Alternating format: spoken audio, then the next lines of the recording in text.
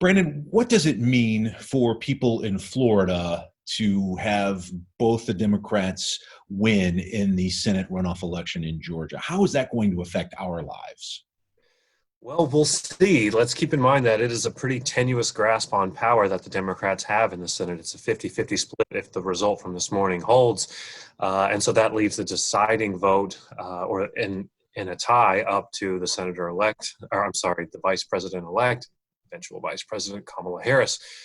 So we'll see how bold the Democrats try to be in this first 100-day window. That's typically the time when most legislation gets proposed ever since the 1930s. And Franklin Roosevelt unleashed his first 100 days where he passed a ton of bills related to the New Deal.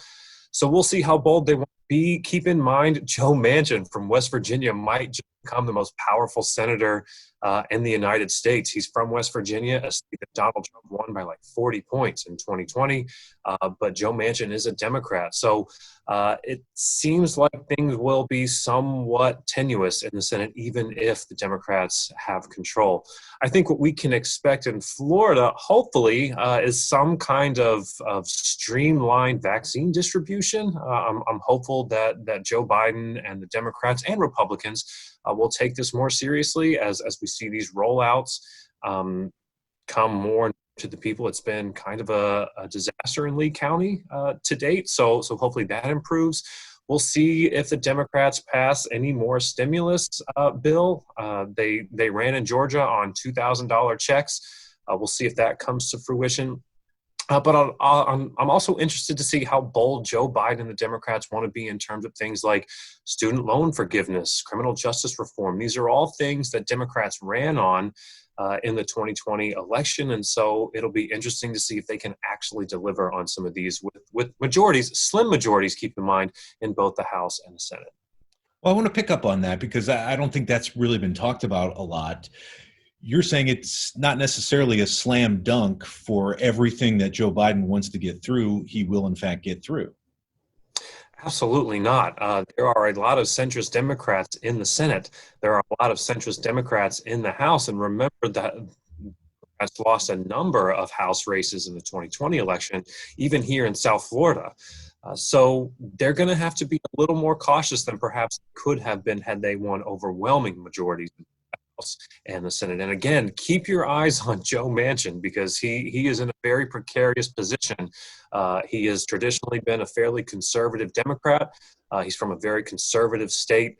So it'll be interesting to see how he falls in some of these election or in some of these senatorial votes that are coming up. I expect to see Joe Biden and the Biden administration propose quite a bit of legislation. They essentially have 2 years where they have these narrow majorities to get a lot of their bills passed.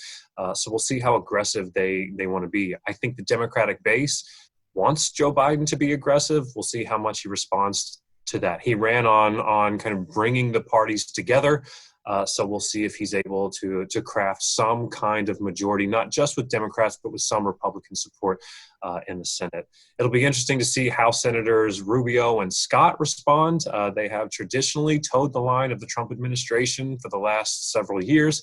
We'll see if they change their tune a little bit or if they kind of shift farther to the right as they attempt to position themselves in whatever the Republican Party becomes after Donald Trump leaves office. But it seems like just based on things that the president-elect has said leading up to this vote, it seems like a new stimulus package and more checks are probably a fairly safe bet. I would say he better pass those bills. The Senate better pass those bills because, as you suggested, this is essentially what they ran on in Georgia for the last few months. If you want $2,000 checks, vote for the Democrats. So I would expect to see that come relatively quickly, maybe even before the end of January. Possibly even an expansion of health care with Obamacare. I mean, is that one of the things we could be looking at as well? That was what Joe Biden ran on. I'm assuming that will be at the forefront of his policy and legislative agenda as he rolls it out in the first 100 days of his time in office. It'll be an uphill climb. I think you'll see Senate Republicans. Mitch McConnell will still be the minority leader in the Senate. I believe they will probably try and do what they did under the Obama administration, which is stymie some of those legislative efforts. But I expect to see that at the forefront of the Biden administration's effort.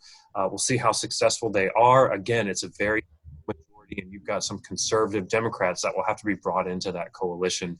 But Joe Biden has branded himself as this man who has worked within the system with those senators for a very long time. So hopefully he can craft some kind of majority that is bipartisan, that can start to bring the country together a little bit instead of being quite so divisive.